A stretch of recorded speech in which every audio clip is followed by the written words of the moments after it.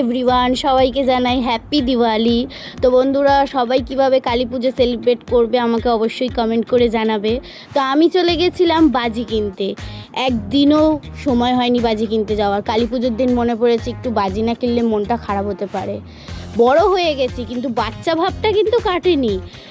তো বন্ধুরা, বাজি কিনতে চলে গেছিলাম আমি বলরামপুর, এরিয়াটার নাম ছিল। তো সেখানে গিয়ে দেখছি কত বাজির দোকান। কিছুক্ষণের জন্য মনে হয়েছিল আমি ছোটোবেলায় ফিরে গেছি। তো বন্ধুরা, কী কী বাজি কিনেছি সেটাই তোমাদের আজকে দেখাবো। এইগুলো কি দাদা? এগুলো সেল আছে, ছোট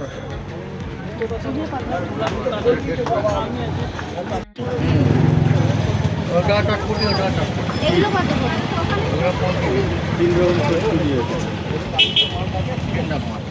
তোমরা তুবড়িগুলো দেখছো কত সুন্দর। আমি তুবড়িগুলো নিয়েছিলাম। তুবড়ি ফাটাতে আমার ভীষণ ভালো লাগে। তো আমি 4 পিস তুবড়ি নিয়ে নিয়েছিলাম, 1 বাক্স বিড়ি বম নিয়েছিলাম বন্ধুরা। ঠিক আছে,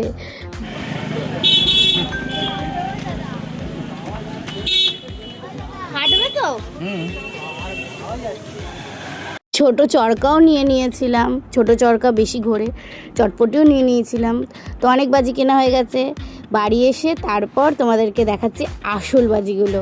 50 পিস রকেট আর 100 পিস বোম কিনে নিয়েছিলাম বন্ধুরা। তো ভিডিওটা স্কিপ না করে দেখতে থাকো।